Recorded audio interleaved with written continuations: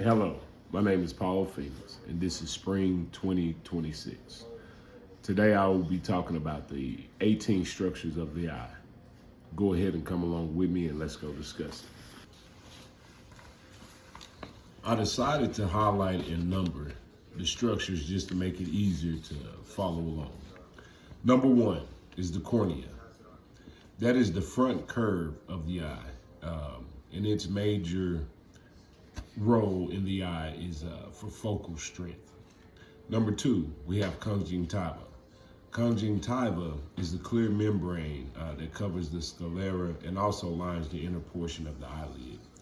You can find that if you follow the curve of the cornea up, you will get to the beginning of where the superior conjunctiva is. If you follow the curve of the cornea down, you will get to the beginning of where the inferior conjunctiva is. Number three, canal of Schlemm.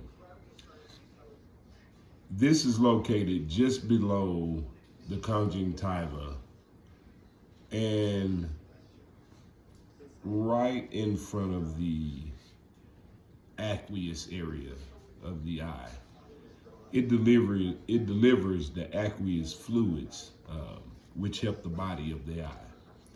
Number four, we have the iris. The iris is the colored portion of the eye that contains the pupil. It also controls the amount of light that enters the eye by enlarging or minimizing the size of the pupil.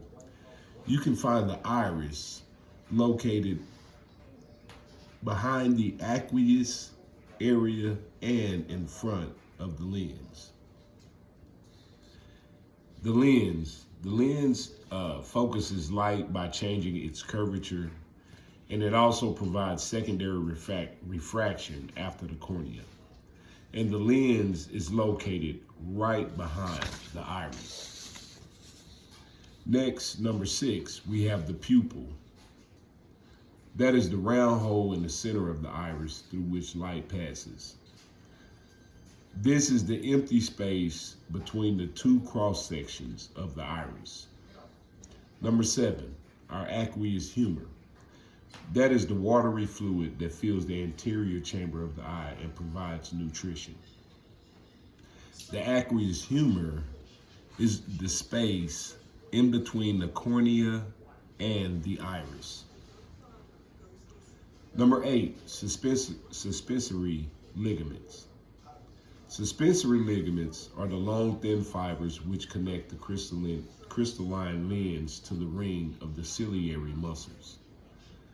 This is located at the bottom of the lens where you find the ciliary muscles. Number nine, ciliary muscles. Those are the muscles that control focus and accommodation of the eye by changing its shape. The ciliary muscles, or the ciliary body, is found at the bottom of the eye. Number 10. Number 10 is ora serrata. This is the area of the inner eye where the retina ends and the choroid layer of the eye can be seen. It's also at the top edge of the retina. Number 11, we have vitreous humor, which is a clear jelly-like substance that fills the posterior segment of the eye behind the lens. This is going to be the empty space in the middle of the eye. Number 12, we have the optic nerve.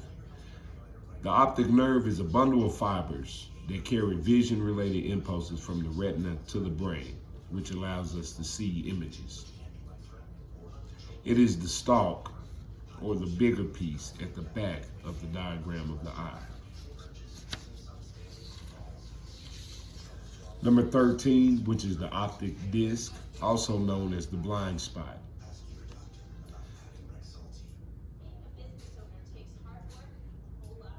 This is the anatomical blind spot of the eye.